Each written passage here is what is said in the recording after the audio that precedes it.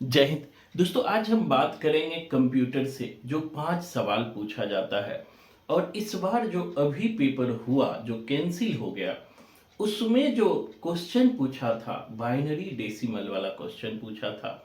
जैसे कि स्क्रीन पर आप देख रहे हैं, इस सवाल को आप आसानी से सेकेंडों में बना सकते थे। अगर ये सवाल आपसे बना है तो भी, और अगर नहीं बना है तो जरूर आप एक मैसेज करके मुझे बताना।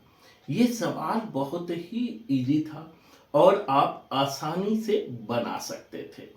जो भी सवाल पूछा जाता है वो ट्रिक पर आधारित होता है और मैंने पढ़ाया भी। अगर आप भी ऐसे सवालों को सेकंडों में बनाना चाहते हैं तो फ्री क्लास ले सकते हैं।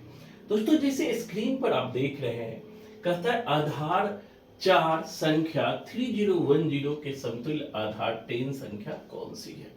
तो ऐसे सवाल को बनाने के लिए बस हमें देखना है कि बेस क्या कह रहा है। बेस 4 है तो यह ऑक्टल और हेक्साडेसिमल के नियम के अनुसार बनेगा। और आपने क्लास में ऑक्टल और हेक्साडेसिमल दोनों पढ़ा है। तो हमें करना क्या है, इसको सॉल्व कैसे करना है, सिंपल देखिएगा। अब देखो 3013 है।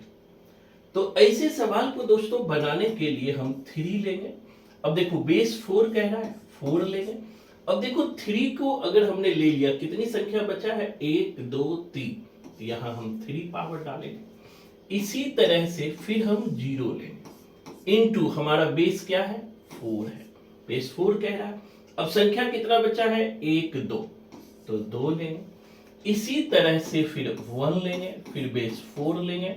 अब संख्या 1 बचा है तो 1 लेंगे। फिर लास्ट में 3 लेंगे, 4 लेंगे, 4 लेंगे। अब देखो यहां पे कोई संख्या नहीं बचा है तो पावर 0 लेंगे। पावर क्या लेंगे, 0 लेंगे। अब इनको कैलकुलेशन कर देंगे और हमारा आंसर आ जाएगा। देखिए कैसे आंसर आता है दोस्तों, कि अब देखिए 3 इंटू 4 करोगे, 4 चौक 16, 16 चौक 64, प्लस 0 में ये 4 पर स्क्वायर 16 गुना 0 16 ही हो जाएगा। अब देखिए 4 इंटू 1 4 ही होगा। अब किसी जैसे 4 पर पावर 0 है तो वह मान 1 होता है। किसी भी संख्या पर अगर पावर 0 डालते हो तो मान 1 हो जाता है। चाहे हम 10 पे पावर भी 0 देंगे तो मान 1, यानी 3 इंटू 1 तो क्या हो जाएगा, 3। अब देखिए कि इसको मल्टीपल कर दिए, 4 तिया 12, छतली 18, 1 19, प्लस 4 प्लस 3 7 बराबर 199। यही हमारा क्या हो गया, आंसर हो गया। तो देखिए इतना इजी सवाल प्रथम पत्र में पूछे जाते हैं।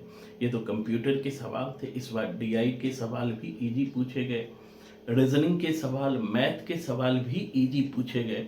उसके बाद भी अगर आप नहीं बन पाता है तो एक बार मैं कहता हूँ फ्री क्लास लेकर देखो, आपकी जिंदगी जरूर बदलेगी। और अब तो जब तक आपका नेट जीआरएफ नहीं है, पीएचडी में एडमिशन भी नहीं होगा। तो आज के लिए इतना ही, धन्यवाद।